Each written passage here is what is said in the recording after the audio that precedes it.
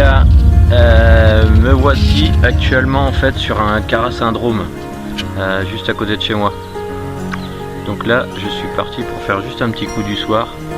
J'ai trouvé des billes de source en 15 là qui traînaient dans mon débarras. Donc du coup j'ai dit je vais faire une petite session de pêche. Et du coup comme c'est à 100 mètres de chez moi, ça touche ma propriété, donc j'ai l'autorisation de pêche. Pendant le confinement, ça m'occupe et en même temps ça me permet de voir s'il y a du poisson un peu plus gros que ce que je prends d'habitude, des carassins. Donc j'ai eu une surprise en pêchant au cou, parce que je pêche aussi au cou, et donc du coup j'ai fait une carpe de à peu près 3 kg avec une bouche superbe épaisse, donc et noire, elle était noire. Elle était impressionnante, et donc du coup elle m'a fait la misère, elle m'a tiré sur l'élastique, et donc là je pêche dans un étang, en fait il est là, je vais vous montrer.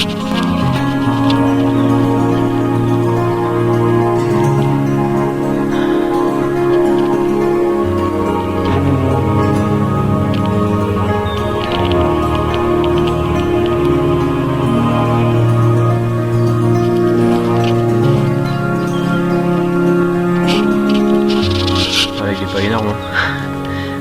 Il doit faire on va dire 1000 mètres carrés, 1200, mais bon ça occupe, parce qu'il n'est pas très profond, mais c'est gavé de carassins.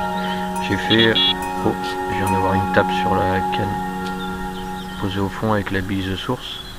C'est la première fois que je pêche à la bouillette dans cet étang en fait. On a essayé l'année dernière, on n'a pas fait de touche. Par contre au maïs plastique ou au maïs sur l'hameçon, ça démarre au quart de tour. Donc là j'ai essayé de les duper en fait avec une bille et un petit maïs, faux maïs en dessus, maïs de chez Corda. Une avec un maïs jaune, l'autre avec maïs rose. Là pour l'instant celle qui a donné tout à l'heure en fait, qui m'a carrément arraché la canne du support quasiment, c'est avec le maïs rose. Donc c'est juste une bille de 15 de source dense, plus le maïs plastique dessus, donc en fait ça fait un côté visuel, sachant que ma canne de droite qui est partie, qui pêche dans les joncs, c'est celle qui est avec de l'amorce. Donc j'ai un plomb méthode et je mets, j'ai un montage très court et je pêche dessus, donc je pêche à 20 cm, 30 cm des branches, enfin des joncs qui sont sur ma droite, et l'autre canne pêche en face, il y a une bouillée en fait d'arbres dans l'eau, et donc je faisais tous mes carassins dedans quand je pêchais à la grande canne.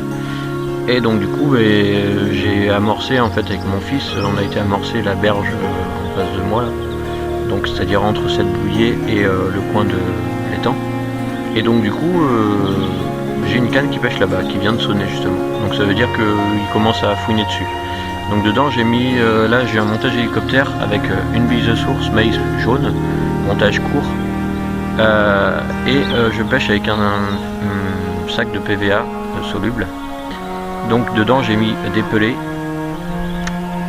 parce qu'elles aiment bien les pelés. L'autre jour j'en ai fait au babycorn aussi, des carpes, donc pas qu'au maïs. Et donc elles commencent à se familiariser en fait avec les èches artificielles, enfin entre guillemets pas naturelles quoi. Et donc du coup je commence à me faire entre guillemets plaisir.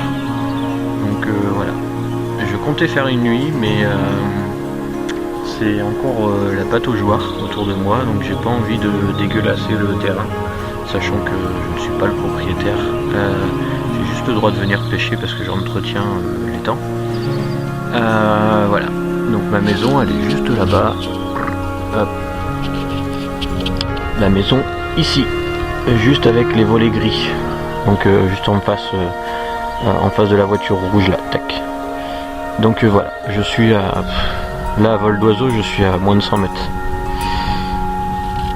Et voilà. Voilà.